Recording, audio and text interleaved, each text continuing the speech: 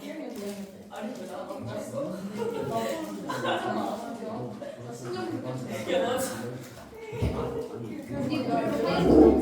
자 시작할게요. 요것도 이제 앞에 쪽에 뭐 따로 정리가 되어 있는 것 같기는 한데 한 번만 좀 마지막으로 정리를 좀 해볼게. 뭐 2학년 때 배웠던 거 혹시 몰라서 뭐 이렇게 정리가 되어 있어야 돼. 우리가 요거 참고로 고등학교 1학년 2학기 때 다시 배워요. 조금 더 뭐 어렵게 다양한 형태를 배우게 될 건데, 자 점을 평행 이동하는 거랑 도형을 평행 이동하는 방법이 다르다라고 기억을 하셔야 돼요. 점은 말 그대로 좌표가 나와 있을 거고 그대로 점이 옮겨가는 과정, 얘를 점에다가 그대로 적용시켜 주는 거겠죠. 얘가 3,2였는데 오른쪽으로 2, 아래쪽으로 3만큼 내리면 당연히 x좌표는 5가 될 거고 y좌표는 마이너스 1, 지하 1층이 되겠죠. 그냥 위아래 좌우 개념을 그대로 적용하시면 된다는 얘기입니다. 써볼게요. 그래서 얘는 3 더하기 2, 일부러 계산 안 하는 거예요. 2 빼기 3, 이렇게 점이 이동이 될 거라는 얘기지. 점의 이동은 직관적으로 하시면 된다. 오른쪽으로 2만큼 갔으면 x좌표가 플러스 2, 아래쪽으로 3만큼 떨어졌으면 y좌표가 마이너스 3. 그죠? 근데 이 도형의 이동에서 이쪽 좀 헷갈릴 거고, 이 개념이 왜 점의 이동이랑 이렇게 어떤 좀 다른 양상을 띠게 되는가는 아까 내가 최선을 다해서 설명을 하려고 했지만 더 이상 뭔가 할 수가 없어서 그 정도만 할게요. 오른쪽으로 2 옮겼으면 2를 더 큰 걸 집어넣어도 기존의 어떤 높이랑 똑같은 게 나오기 위해서는 x가 x-2로 바뀌어야 된다. 반대쪽 위아래도 다 마찬가지 설명이에요. 도형의 평행 이동은 여기 밑에 내가 부가 설명을 좀 해놨는데, 도형이라는 건 그 도형을 표현하는 함수 또는 방정식, 같은 말이긴 하죠. 한쪽으로 넘겼을 때 그냥 방정식이라고 부르기도 하는 거니까 함수나 방정식, 어쨌든 이 도형의 이름이 분명히 있을 거고 있기 때문에 좌표 평면에다가 그림을 그려놨겠지. 그러면 그 이름에다가 이름에 들어가 있는 x랑 y 자리에 무슨 짓을 해야 되는가? x축 방향으로 이만큼 갔으면 x 빼기 2로 바꾸는 거고, y축 방향으로 마이너스 3만큼 갔으면 y 빼기 3으로 바꾼다라는 얘기죠. 그래서 우리는 얘는 y 더하기 3으로 바뀔 거고요. 얘는 2배 곱해져 있는 건 건드릴 수가 없을 거고 x 마이너스 2로 바뀌고 마이너스 3도 그대로 있을 거예요. 그래서 정리를 하시면 얘를 뭐 항상 y는 꼴로 너희들이 익숙하게 만들어 놓으면 얘는 2에 x 마이너스 2 빼기 3에다가 요거 넘어가서 빼기 3인 거니까 여기서도 이제 이 부분하고 이 부분을 보자마자 x축 방향으로 이만큼, y축 방향으로 마이너스 3만큼. 요거 헷갈리는 친구들은 요거 전 단계를 한번 생각해 보세요. 얘는 y축 방향 이동량을 그냥 그대로 눈에 보이는 대로 읽어줘야 되는 거고, 여기는 여기 안에 집어넣었을 때 0 되게끔 하는 그러한 x값을 이동값이라고 읽어줘야 되겠죠. 요런 연습이 좀 돼 있을 거라는 가정하에 지금 평행 이동을 좀 정리해 놓고요. 그 앞에 뭐 부분 따로따로 나와 있기는 한데 148페이지에 정리해 놓은 친구들은 149페이지에 우리 2-1번, 2-2번 왼쪽에 여분 공간에다가 뭐 같이 정리해 놓으면 좋을 것 같아. 이 페이지 안쪽에다가 좀 최대한 많이 정리해 놓으면 좋을 것 같아. 그래서 점의 이동과 도형의 평행 이동, 내가 두 가지 그냥 예시를 들어가지고 했지만 이차 함수도 마찬가지가 되겠지. 이차 함수 하나 써보면 y는 2의 x제곱 마이너스 3이다. 뭐 이런 식으로 3x 더하기 1이다. 이렇게 한다고 해도 써놓으세요. 2하고 마이너스 3만큼 이동을 하면 얘는 y 더하기 3으로 바뀌고요. 모든 2가 x 마이너스 2로 바뀌는 거니까 2에 x 마이너스 2의 제곱 마이너스 3에 x 마이너스 2 더하기 1로 바뀐다. 그 다음에 정리는 너희들이 알아서 하시면 되는 겁니다. x를 x 빼기 이동량으로, y를 y 빼기 이동량으로 바꾼다. 그러면 우리가 실제로 오른쪽으로 2칸, 아래로 3칸 내린 새롭게 만들어지는 도형의 방정식 또는 함수식이 작성이 된다는 얘기죠. 이렇게 바꾸는 겁니다. 그래서 점의 평행 이동은 직관적으로 가시고 도형의 평행 이동은 부호를 약간 반대로 바꾸는 느낌인 거죠. x 빼기로 가는 거니까, y 빼기로 가는 거니까. 그러고 나서 정리하신 친구들은 2-1번하고 2-2번도 한번 볼게요. 2-1번. 자, y는 마이너스 2x. 천천히 정리하세요. 문제 적고 있을 테니까. x 마이너스 7이다. 그 다음에 얘는 y는 마이너스 2x 제곱을 뭐 얼마나 평행이동한 거냐? 얼마나 평행이동한 거냐?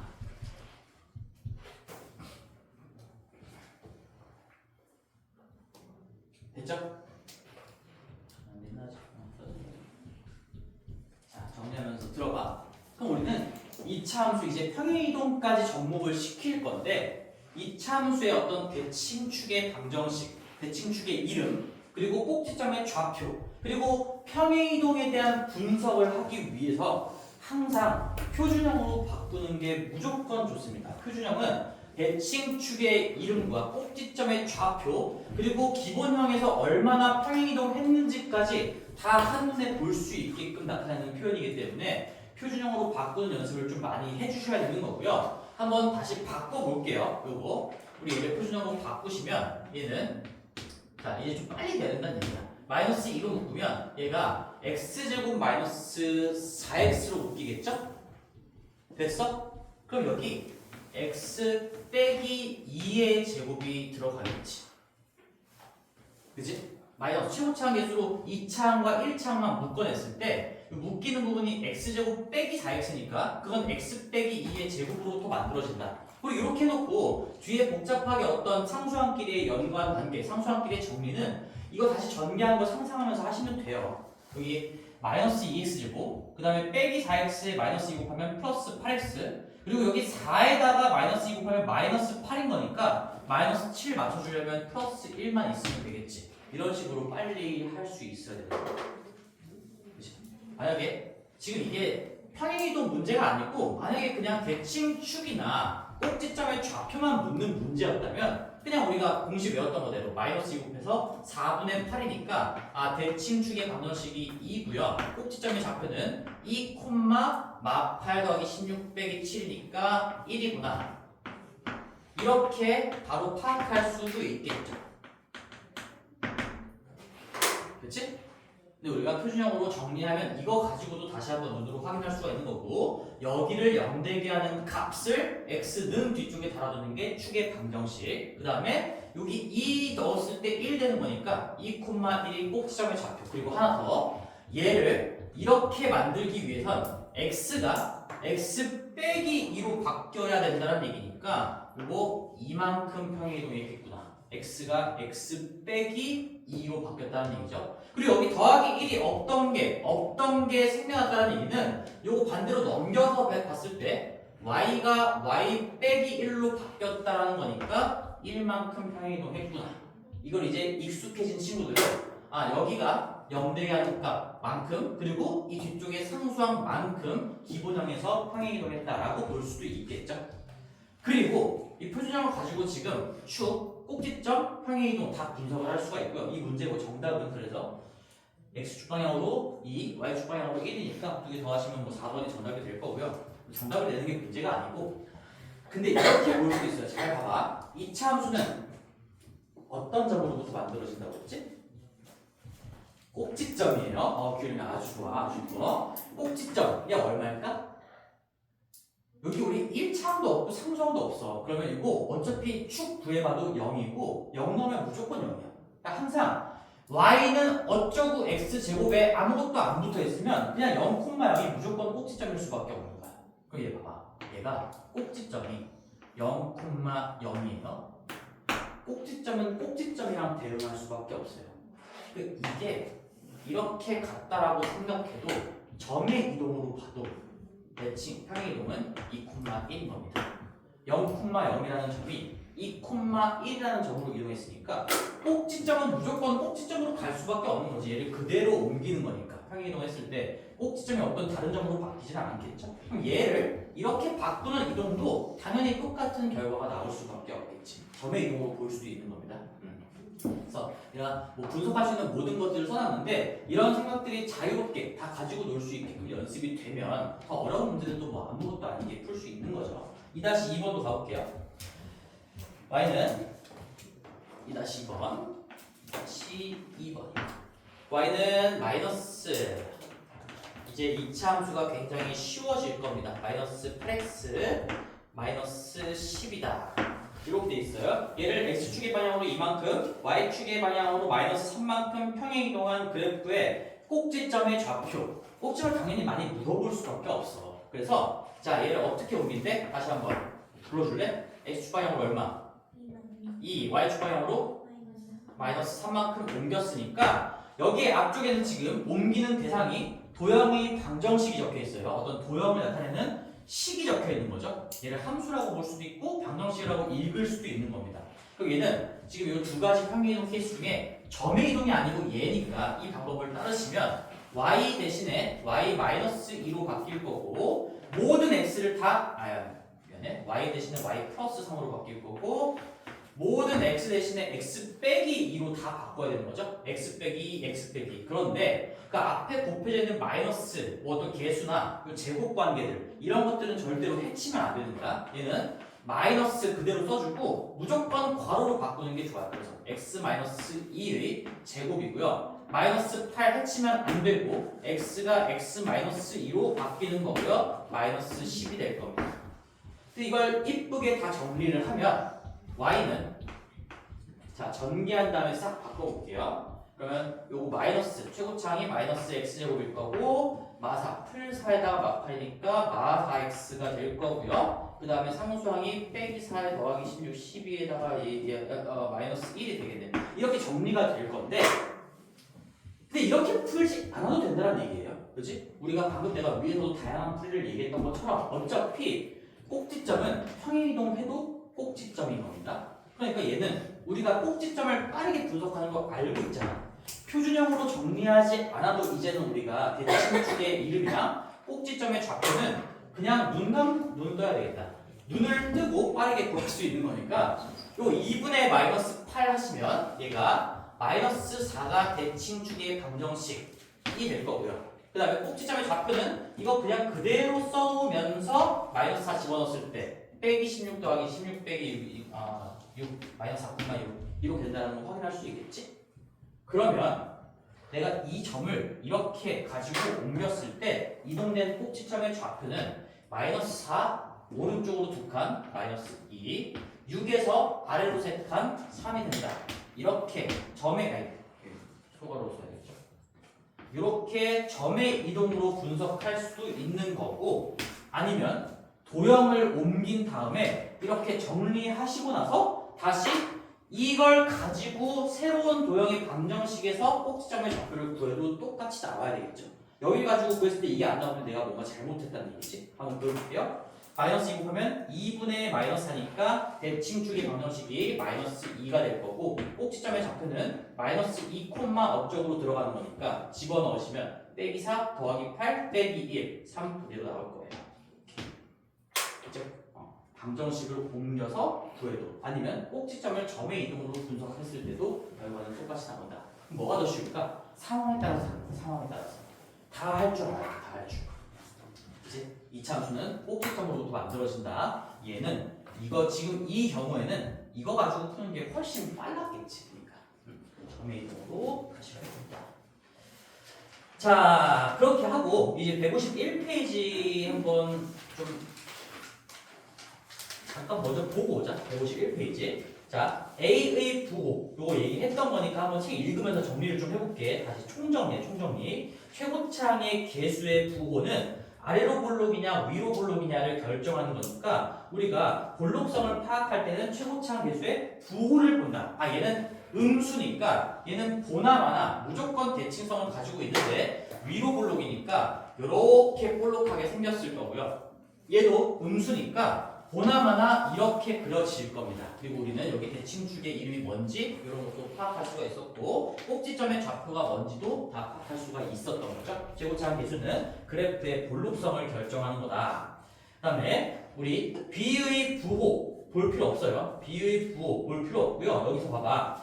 여기 AB의 곱이 0보다 크면 축이 Y축의 왼쪽이다. 이거 학교에서 아마 외우게 시킬 거거든. 이거 외우는 거 뭐랄까 그래도 한번 해야 되긴 해. 외우는 거 필요가 없다는 얘기야. 너희들이 뭘 외웠지 지금? 대칭축 이거 외웠지 이거. 봐봐. 여기서도 구체적으로 보면 대칭축이 마이너스 4다. 이거 외웠잖아. 그럼 Y축이랑 축이랑 뭐가 오른쪽에 있다는 거야? 우리가 이렇게 그림을 그려봤을 때 이게 Y축이면 이게 X축이고 이게 Y축이면 대칭축의 X는 마이너스 4라는 건 여기 왼쪽으로 4칸 간 여기가 대칭축이라는 얘기야. 그렇지? 얘가 축이고 얘가 Y축이에요. 그러면 음수면 Y축이 대칭축보다 오른쪽이다. 이런 걸 외워야 합니까? 아니죠. 외워야 되는 게 아니고요. 이걸 계산하면서 이걸 가지고 그냥 그림으로 표현할 수 있으니까 눈으로 확인하면 된다는 얘기인데, 근데 문제는 이 개수들을 실제로 다 A, B, C로 놓고 문제가 나올 수도 있어. 그래서 여기서 한번 정리를 해볼게. 봐봐. 여기 마이너스 2a분의 b야. 무조건 축의 위치는 마이너스 2a분의 b고요. 이게 실제로 양수값이 나오면 대칭축이 y축보다 오른쪽에 있는 겁니다. 그쵸? x는 2 이따구로 나오면 y축이 대칭축보다 왼쪽, 대칭축이 y축보다 오른쪽인 거를 머릿속으로 조금만 상상해보면 되겠지? 근데 얘가 양수가 나오려면 이 a, b의 부호가 어때야 될까? 이게 마이너스가 있거든? 그러니까 마이너스 2a분의 b 이 계산 결과가 양수가 나오려면 a랑 b의 부호가 반대여야 돼. 그치? 얘가 마이너스이면서 플러스던가 얘가 플러스면서 마이너스던가 해야지 이 결과가 양수값으로 나올 겁니다. 그래서 우리는 이 두 값의 부호가 반대라는 걸 이런 식으로 표현하게 돼요. 곱했을 때 0보다 작다라는 얘기는 나눴을 때 0보다 작다라는 얘기랑 완벽하게 똑같은 얘기고요. b분의 a로 해도 마찬가지입니다. 이렇게 곱이나 얘네들을 뭐라고 부르지? 몫이라고 불러요. 몫이라고. 몇 분의 몇 하는 표현을 a에 대한 b의 몫이다 이렇게 부르는데, 곱이나 나눗셈의 결과들이 음수라는 얘기가 너네들한테 해주고 있는 얘기가 뭐냐? a랑 b의 부호가 반대다라는 걸 얘기해주고 있는 거야. 그래서 이런 표현들 중에 뭔가 하나를 보면 얘는 a랑 b 부호가 반대구나 라는 걸 알 수 있어야 되겠죠. 그럼 우리가 다시 한번 여기 이게 a랑 b의 부호가 반대라면, 그러니까 이런 정보가 나오면 이걸 통해서 우리는 따라서 마이너스 2a분의 b라는 건 계산했을 때 당연히 0보다 큰 값이 나올 수밖에 없고요. 따라서 축이 y축보다 오른쪽에 있다. 뭐 축을 주어로 삼는다면 이렇게 얘기할 수가 있고, 뭐 y축을 주어로 삼는다면 y축이 축보다 왼쪽에 있다. 이런 얘기를 할 수가 있겠죠. 이게 지금 써져 있는 겁니다. 거기 책에 다시 한번 볼게요. 책에 축이 y축보다 오른쪽, 뭐 3번의 내용은요. a, b의 곱이 음수면 a랑 b가 서로 부호가 다르다는 얘기니까 이 대칭축 공식의 결과값이 얘가 양수로 계산될 수밖에 없는 거고, 얘가 양수라는 건 당연히 y축보다 축이 오른쪽에 있다는 거지. 그래서 그걸 어떻게 외우냐? 곱이 음수면 축이 오른쪽입니다. 오 뭐 이런 식으로 외워요. 그런 식으로 뭐 외워도 괜찮긴 한데 나는 사실 그렇게 외우지는 않고 있어요. 당연한 얘기인 거지. 너희들이 이걸 외우고 이 부호 관계를 해석할 줄만 알면 a랑 b의 부호가 반대야? 이게 양수가 될 수밖에 없으니까 머릿속에서 축이 당연히 y축보다 오른쪽에 그려진다는 걸 캐치할 수가 있겠고, 그게 지금 바로 잘 안 되는 친구들은 일단은 책에 있는 것처럼 외우는 것도 괜찮긴 해. 일단 외우고 내가 좀 익숙해진다면 그 다음에는 그냥 머릿속에 그림으로 상상했을 때 둘의 부호가 반대면 얘가 양수잖아. 얘가 오른쪽이란 얘기네. 대칭축보다. 이런 식으로 해봤자 어차피 1초도 안 걸려. 1초밖에 안 걸려요. 그럼에도 불구하고 교과서나 이제 학교 선생님이나 교재에서는 다 이걸 외우기 좀 시킬 거니까 일단은 한번 정리해 줄게요. 이렇게 곱이나 몫이 음수면 축보다 y축보다 대칭축이, 대칭축을 항상 주어로 얘기할 거거든. 대칭축이 오른쪽입니다. 음수면 오른쪽이에요. 정말 하기 싫은 행동이긴 하지만 이렇게 일단 정리를 해볼게요. 음수면 오른쪽입니다. 대칭축이. 자, 그럼 반대겠죠? 반대로 뭐 다른 표현들, 이제 뭐 둘의 부호가 같다라는 건 우리가 어떤 식으로 나타낼 수 있을까? 사실 이런 표현들이 더 중요한 거지. 우리가 둘의 부호가 어떤 미지수 둘의 부호가 같다라는 건 곱이 0보다 크다라는 식으로 표현하거나 아니면 몫이 0보다 크다라는 식으로 던져줍니다. 실제로 고등 과정에서도 문제 나올 때 둘의 부호가 같습니다 이렇게 말로 주는 게 아니라 그냥 곱이 0보다 크다 아니면 몫이 0보다 크다 이런 식으로 던져주는 게 보편적이죠. 얘를 보자마자 너희들이 캐치해야 될 정보는 A랑 B의 부호가 같다라는 얘기구나. 플러스 플러스 이런 얘기가 아니에요. 플러스 플러스도 되고 마이너스 마이너스도 된다는 얘기죠. 결국엔 부호가 같음을 의미한다. 그러면 문제에서 이런 정보나 이런 정보나 이런 정보가 나와 있으면 즉 곱이나 몫이 0보다 크다라는 정보가 나와 있으면 이 축의 계산 결과가 얘의 부호가 같으니까 거기에 마이너스 달고 있는 거니까 얘가 음수가 될 수밖에 없지. 그래서 머릿속에서 상상했을 때 대칭축이 y축보다 왼쪽에 위치할 수밖에 없는 거야. 따라서 얘는 이 결과를 가지고 갔을 때 마이너스 2a 분의 b라는 놈의 계산 결과값이 음수가 되는 거니까 대칭축이 y축보다 왼쪽에 있을 수밖에 없구나. 따라서 이걸 또 앞글자 따가지고 외우면은 양수면 왼쪽이다 이런 식으로 외우는 거죠. 양왼 뭐가 좀 이상해요. 오음 왼양 다 이상해요. 음수면 오른쪽이고 양수면 왼쪽이다. 그런 식으로 외운다고 합니다.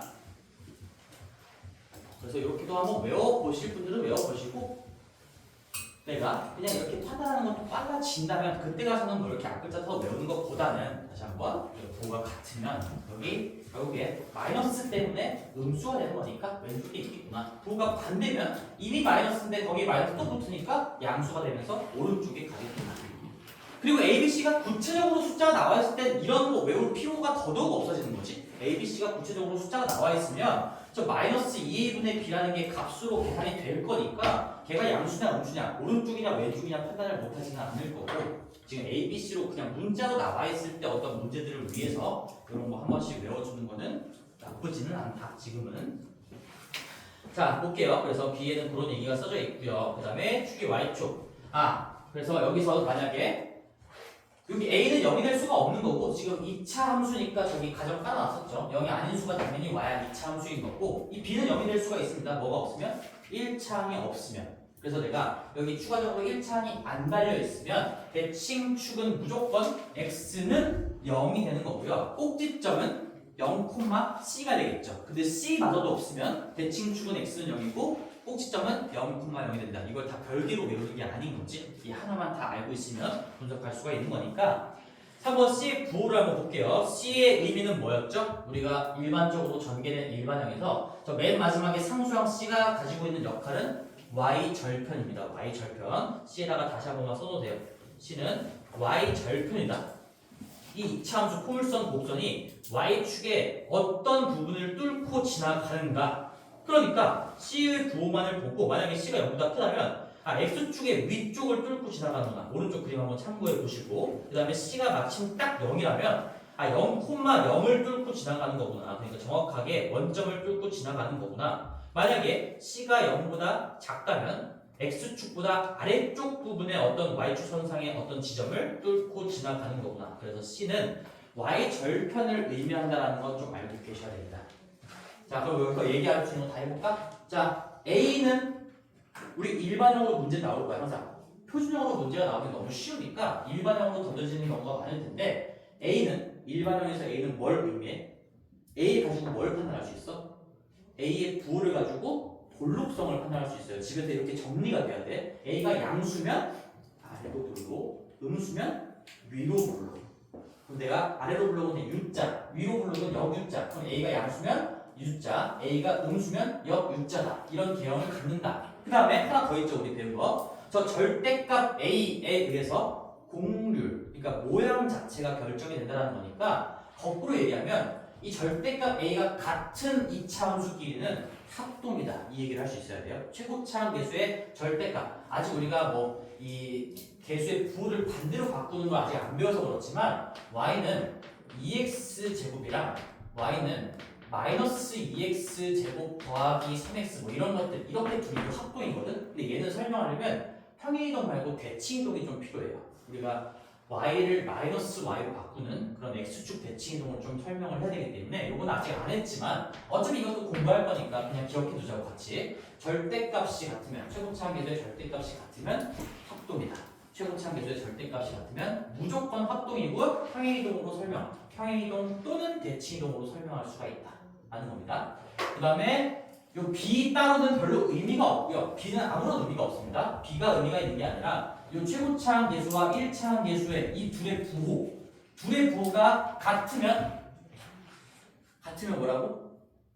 둘의 부호가 같아서 곱이 양수면 어딨어? 양수면 대칭축이 y축보다 왼쪽이다. 다시 a, b의 부호가 같아서 곱이 양수면 왼쪽이다. 대칭축이 왼쪽이다. 외우는 거 추천하지는 않고 일단 외우세요. 그 다음에 이거 둘이 부호가 반대면 곱하기 음수가 될 거니까 음수면 오른쪽이다. 음호 양면 입에 안감입니다. 안감이네요.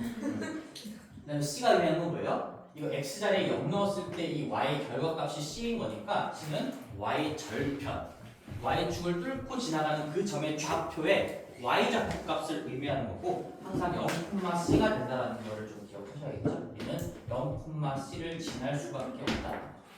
이게 X절편을 파악하는 건 어려워. 지금 여기 이거 0 되게 하는 거 여기를 0으로 바꿔놓고 2차 방정식 풀어야 되거든. 그럼 근해 공식을 뭐 써야 되겠지? 그럼 X절편을 정확하게 얘기해보면 2a분의 마이너스 b 플러스 마이너스 루트 b제곱 마이너스 4ac 콤마 0 이렇게 나올 거예요.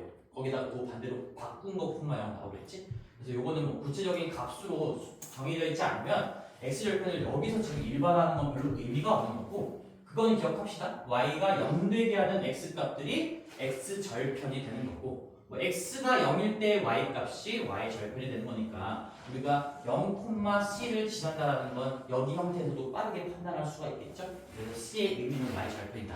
그럼 내가 지금 a의 의미, a, b의 어떤 조합의 의미, 그 다음에 c의 의미를 다 정리해 준 거니까 너희들이 집에 가서 복습할 때 그렇게 다 얘기할 수 있게끔 공부가 되어야겠죠. 자, 다 했어요. 끝났습니다. 2차 함수가 끝났네요. 그럼 이제 앞으로 돌아가서 실제로 한번 앞쪽에 있는 문제를 풀어볼게요. 이 빌드업하는 과정들을 내가 하나도 설명하지 않고 그냥 최종본을 가지고 그냥 다 해버린 거거든. 이렇게 해도 충분하다는 얘기지.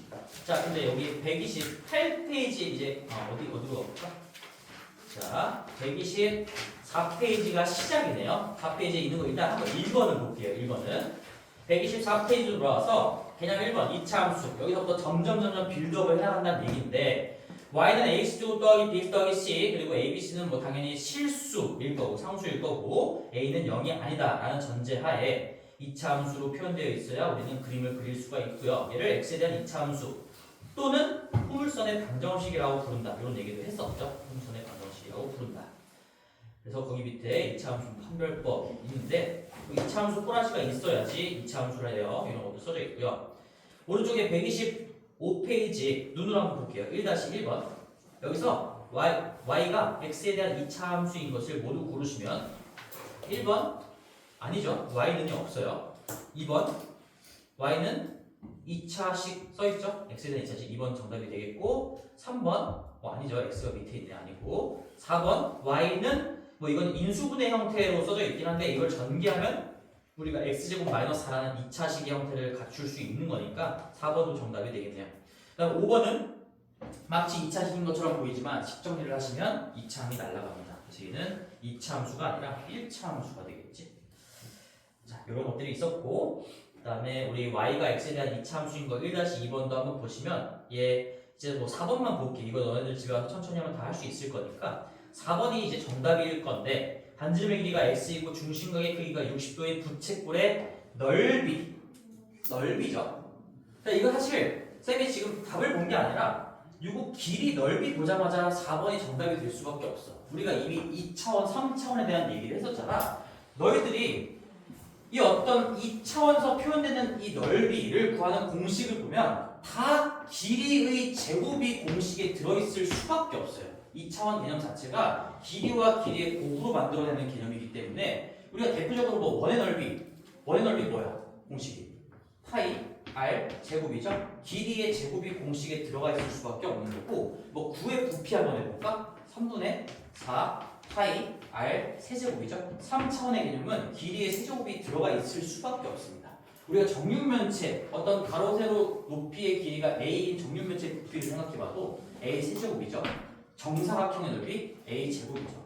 직사각형도 마찬가지 a, b, 직육면체도 a, b, c 이렇게 길이의 세 번의 곱, 길이의 두 번의 곱이 다 들어가 있을 수밖에 없다는 거니까 거기 4번 보면 반지름의 길이가 x고 넓이가 y래. 이 둘이 연결되는 관계가 2차 식일 수밖에 없다는 얘기지. 보자마자 y는 뭐 자세한 형태는 모르더라도 어쩌고 x제곱 이렇게 될 수밖에 없다는 얘기야. 그래서 이런 길이나 넓이의 단어를 가지고도 판단할 수 있는 능력을 좀 길어졌으면 좋겠고 근데 이제 구체적으로 좀 써보면 중심각의 크기가 60도인 부채꼴의 넓이 부채꼴은 원의 일부다. 원의 일부다. 부채꼴은 원의 일부다. 그러면 우리는 y는 파이 x 제곱 이게 원의 넓이인데 중심각이 60도니까 한 바퀴 360도 중에서 60도만큼 차지하고 있는 원의 일부다. 이런 얘기가 되겠죠. 그래서 부채꼴의 넓이 구하는 공식을 가지고 6분의 파이 x 제곱 이렇다고 쓸 수가 있겠네요. 그러면 2차항의 개수가 6분의 파이 최고차항의 개수가 양수이고 6분의 파이인 그런 2차 함수가 작성이 되겠죠. 나머지는 다 2차 함수 형태가 아닐 거고 자, 그 다음에 2-1번 뭐 함수값 구하는 문제죠. 3x제곱 더하기 2x 빼기 6은 fx라고 이름을 붙였을 때 f2 뭐야? x자리에 2 넣었을 때 그 값이 얼마냐를 얘기하는 거고요. 뭐 장난치는 것도 아니고 그죠? 마이너스 2를 집어넣을 때 값이 얼마냐 이거는 그냥 중학교 1학년, 2학년 수준의 문제라고 보시면 됩니다. 맨 앞쪽에 다시 한번 기초 개념부터 보는 거니까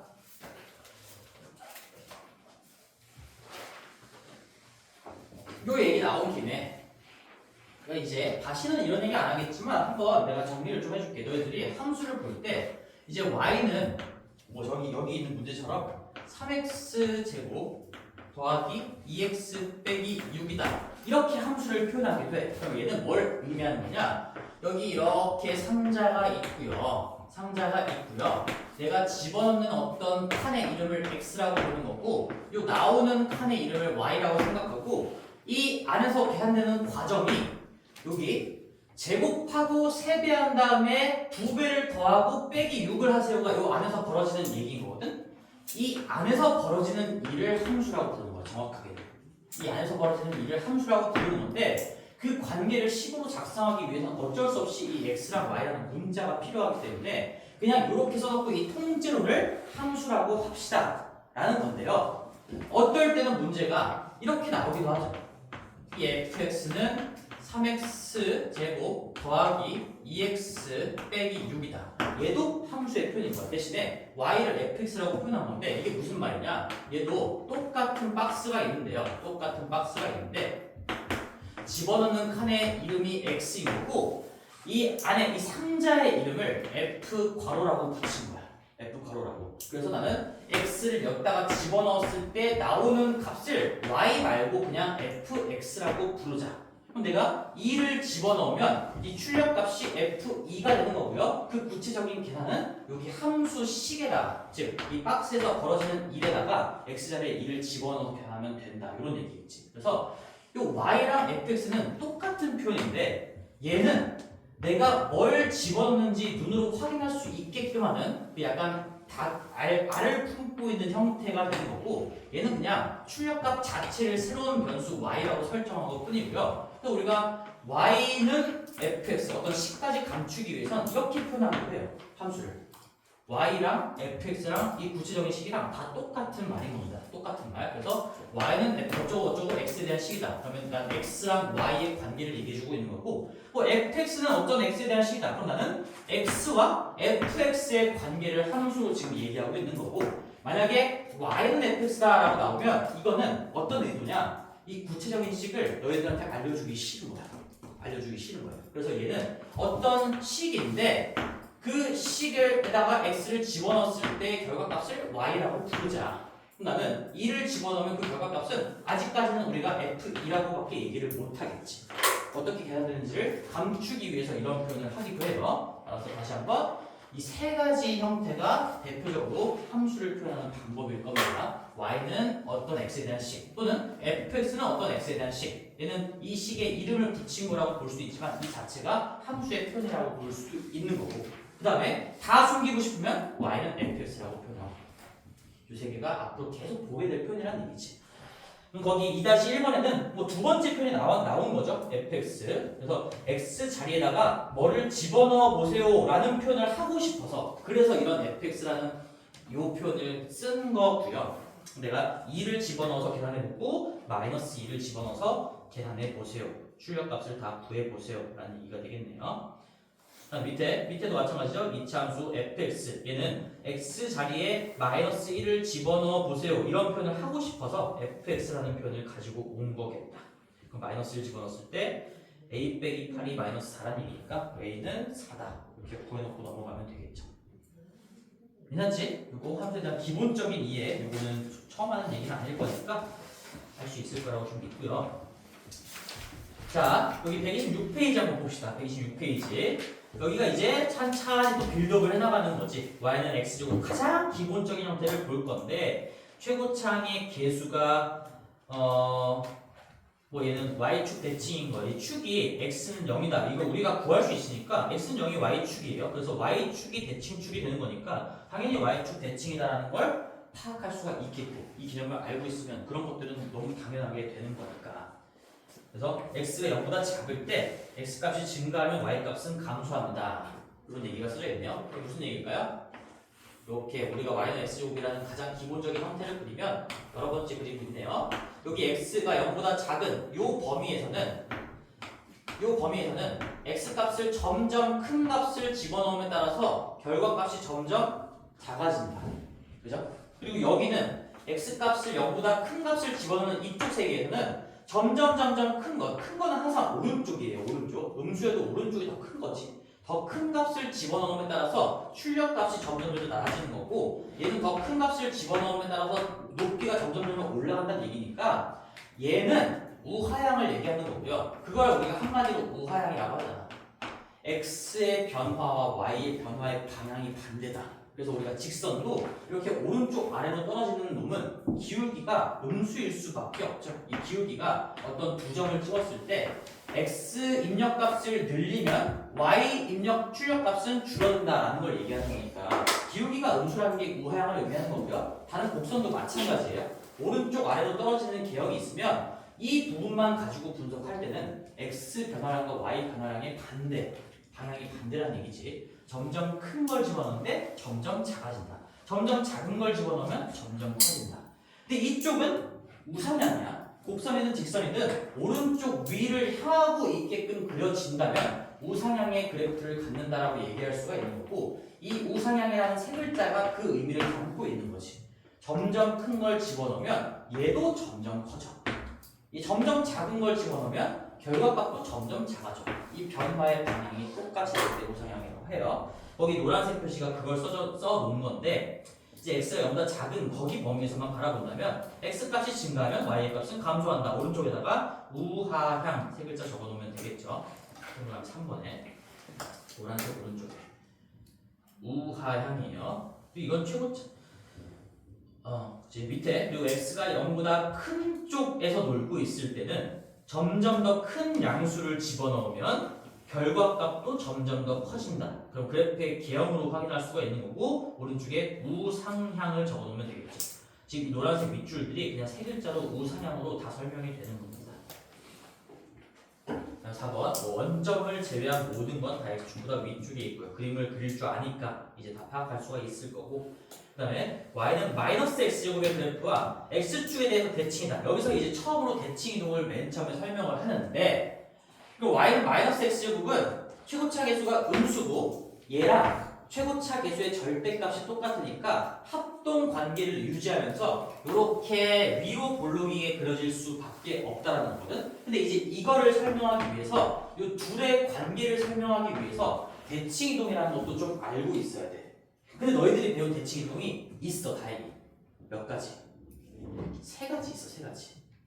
x축 대칭 이동, y축 대칭 이동, 원점 대칭 이동. 이 세 가지 1학년 1학기 맨 마지막에 배울 거예요. 좌표 표면 처음으로 공부할 때. 안 배웠어? 배웠어? 안 배웠어?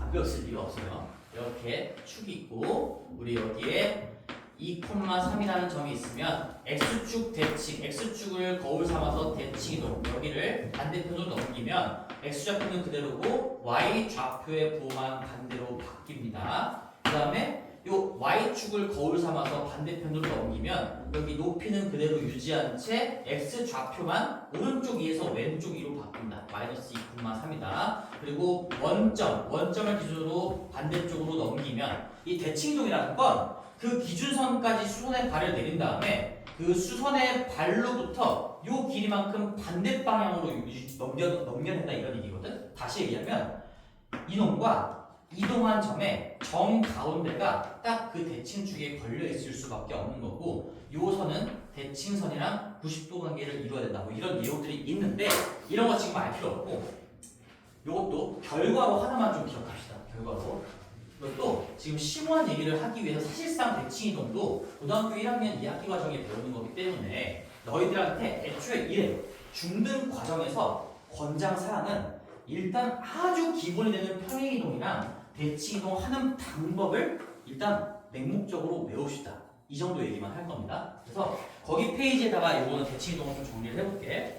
우리가 개념 2번에 뭐 위쪽에 넣어도 되고 대칭이동. 자, 도형. 얘도 도형. 이 대칭이동은 도형이나 점이나 똑같아요. 도형이나 점이나 하는 방법이 똑같습니다. 평행이동은 다르지만 도형의 이동이나 점의 대칭이동은 하는 방법이 같다. 그래서 기억하자.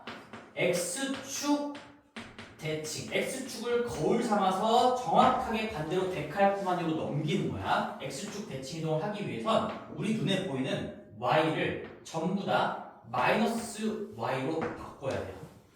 y축 대칭, y축을 거울 삼아서 정확하게 데칼코마니 반대로 넘기고 싶으면 x를 마이너스 x로 바꿔야 해요. 기억하는 겁니다. 그 다음에 원점 대칭이라는 건 원점 대칭은 이 x축 대칭하고 y축 대칭을 둘 다 한 결과랑 똑같기 때문에 만약에 원점, 그 점을 거울 삼아서 반대쪽으로 데칼코마니 넘기고 싶으면 x도 마이너스 x로 바꾸고 y도 마이너스 y로 바꿔내면 되는 겁니다. 이 방법을 그냥 기억하세요. 지금은 설명해 줄 수 있기는 한데 좀 의미가 없어요. 지금 공부하는 건. 그럼 봐봐. 이제 y는 x제곱이랑 이 y는 마이너스 x제곱이랑 대칭이동으로 설명할 수가 있다는 거거든. 얘는 뭘 바꾼 거냐? 이 y를 마이너스 y로 바꾼 거야. 그 다음에 다시 y는 꼴로 정리하면 얘가 양변에 마이너스를 곱하면 y는 마이너스 x제곱이 되는 거고요. 그럼 요거를 이렇게 바꾼 이 과정이 뭘까요? y가 마이너스 y로 바뀐 거? 이거 x축 대칭입니다. x축 대칭. 그래서 얘 다시 한번 그려볼게. 얘를 그려보면 우리가 이렇게 x축이 있고 y축이 있을 때 0,0을 지나고 아래로 굴러긴 요런 놈이 y는 x제곱인데 이걸 y 대신에 마이너스 y로 바꾸는 그런 대칭이동을 거치면 마이너스 y는 x제곱이 되는 거고 그걸 양변에 마이너스 곱해서 y는 꼴로 이쁘게 정리를 하시면 얘를 x축을 거울 삼아서 대칭이동, 데칼코마니 접어내렸다는 얘기죠. 접어내린 그림인 이런 식의 형태가 될 수밖에 없고요. 얘의 이름이 y는 마이너스 x제곱이다. 이런 걸 이제 설명할 수가 있게 되죠. 최고차항의 개수의 절대값은 똑같은데 부호가 반대로 바뀌었다는 건 이런 x축 대칭의 과정이 숨어 있구나 라고 생각하시면 돼요. 개형이 이렇게 x축을 거울 삼아서 뒤집히는 관계고 다시 한번 얘기하지만 절대값이 똑같으니까 이 곡선이랑 이 곡선은 합동이야. 합동. 포개지는 거죠. 얘 뒤집은 다음에 겹치면 잘 겹치면 정확하게 포개진다는 얘기지. 여기 대칭이동까지 오늘 다 정리했네요. 평행이동, 요거 우리 2학년 때 배웠던 거, 여기 1학년 때 배웠던 거, 이 정도는 그냥 알고 계셔야 되는 거예요. 시간이 몇 시인가요 지금? 몇 시니 얘들아? 정리합시다. 여기까지 하고 다음 시간에 조금 이어서 쭉 볼 테니까 오늘의 뭐 유형서만 좀 유형서만 좀 합시다. 유형서 숙제 많이 안 내줄게요. 다 마무리하고 나서 왕창 내줄 거니까. 자, 어디를 해볼까? 조금만 애들이 이제 다 할 수 있으니까 거기까지만 하자. 우리 948번까지 유형서 910번부터 948번까지만 할게요. 유형서 개념서에 있는 개념 복습하고 그 다음에 유형서에 910번부터 948번까지만 하겠습니다. 개념 열심히 복습하라고 지금 숙제를 많이 안 내주는 거야. 알겠지? 네.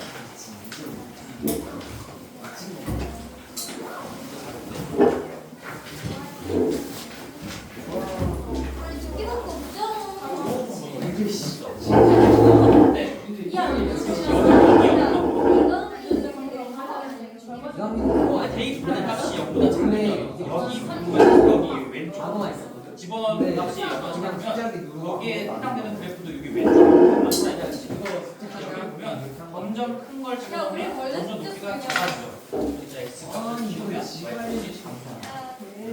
나 내려가야 돼. 나 다음 그림 단어 평균이 86이야. 단어 평균이 86이야. 안 쓴 게 내가 10개 안 썼는데.